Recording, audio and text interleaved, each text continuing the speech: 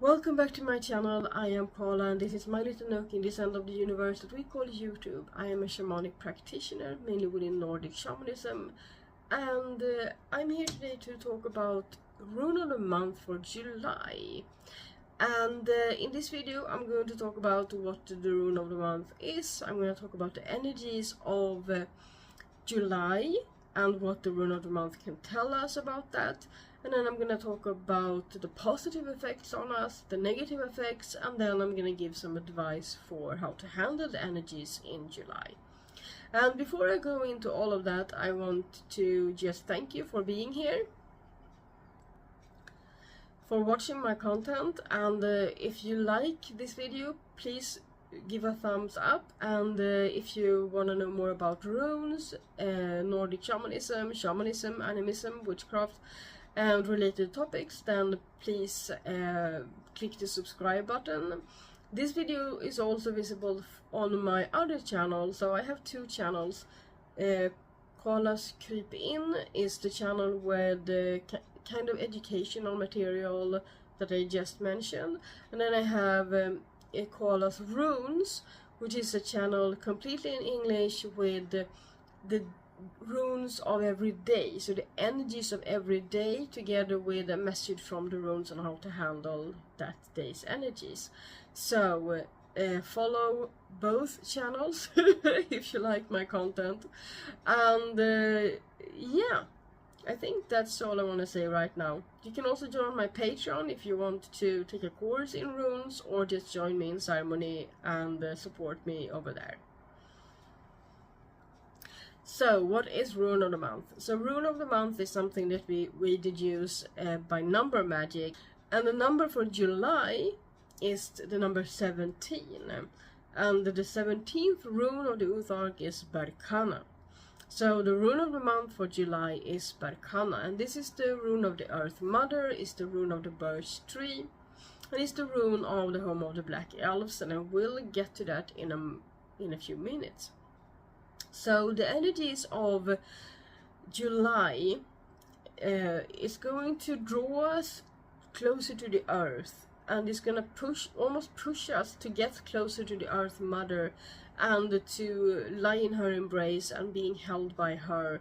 And it's going to force us to do this, even so much that we can feel more pulled towards the Sky Father.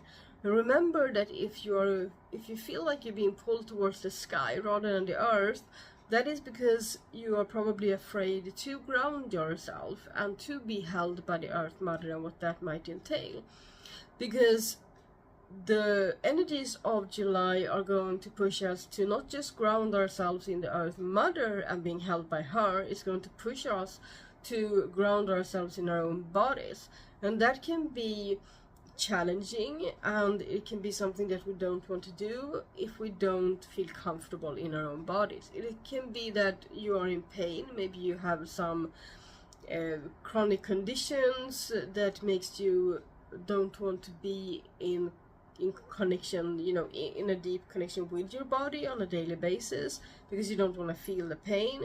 It can also be that you have some self-image issues. You might feel that the body isn't the body that you would like it to be, not as strong, maybe it have traits or looks a certain way that you don't want it to, and you don't want to face that part of yourself. And so you're feeling drawn to the Sky Father. And if you're feeling drawn to the Sky Father, then I'm gonna give some advice on this later on. I'm not gonna do it now. So the energies of July will push us towards grounding ourselves in the Earth Mother, grounding ourselves in our own bodies. So the positive effects of this is that we have the Earth Mother to walk with us, to hold us through everything we're going through in July. And we also have our own bodies there as well to help us through the month. The negative effects of these energies are give some reasons to why we want to ground ourselves a lot. And one of them was that I've already mentioned, that we can feel pulled to the Sky Father because we don't want to ground ourselves and it can be in a subconscious level. If you feel like you are drawn to the Sky Father rather than the Earth Mother, then acknowledge that it is probably due to fear or pain or something that hinders you from feeling safe in your own body. And it is okay to open up your channel towards the Sky Father and ask for guidance, ask for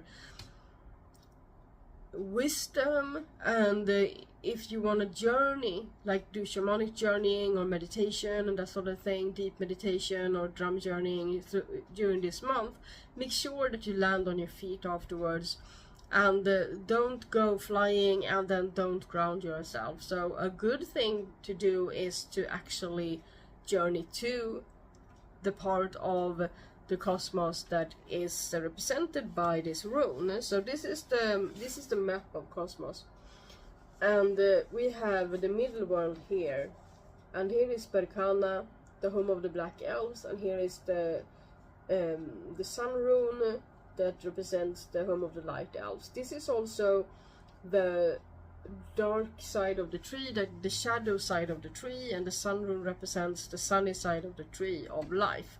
So in the home of the black elves lives, among other things, lives our shadow selves, the part of ourselves, not the deeper, not the parts of ourselves that we have hidden way below the ground and way below in the lower world, but the parts of ourselves that we know are there, but we don't want them to be visible for other people or to ourselves. So imagine your home, right?